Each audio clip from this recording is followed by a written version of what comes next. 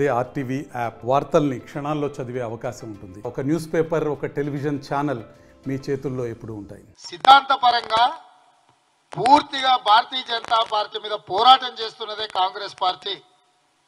ఆ భారతీయ జనతా పార్టీని గద్దెదించడానికే రాహుల్ గాంధీ గారు కన్యాకుమారి నుంచి కశ్మీర్ వరకు పాదయాత్ర చేసిండు. ఈ రోజు మణిపూర్ నుంచి మహారాష్ట్ర వరకు వారు మళ్ళీ రెండవ విడత యాత్ర మొదలుపెట్టిండు.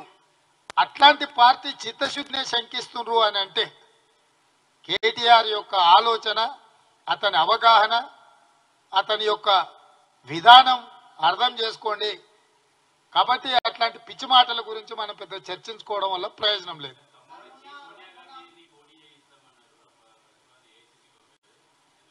చారి గారు, తెలంగాణ రాష్ట్రం నుంచి సోనియా గాంధీ గారు పోటీ చెయ్యాలని ఏకగ్రీవ తీర్మానం చేసి పంపించినాం.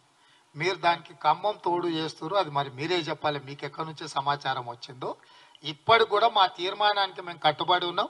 ఇప్పటి సమావేశంలో కూడా మేము అందరం చర్చించుకున్నాం. ఈ తెలంగాణ రాష్ట్రం నుంచి శ్రీమతి సోనియా గాంధీ గారు రాబోయే ఎన్నికల బరిలో దించాలి. మా బట్టి విక్రమార్క గారు స్పష్టంగా తెలంగాణ సమాజానికి విజ్ఞప్తి చేసిండు. సోనియా గాంధీ గారు నామినేషన్ ఇస్తే ఏకగ్రీవంగా ఎన్నుకుంటేనే తెలంగాణ ప్రజలకు ఇక్కడ ఉండే పార్టీలు గౌరవం ఇచ్చినట్టు.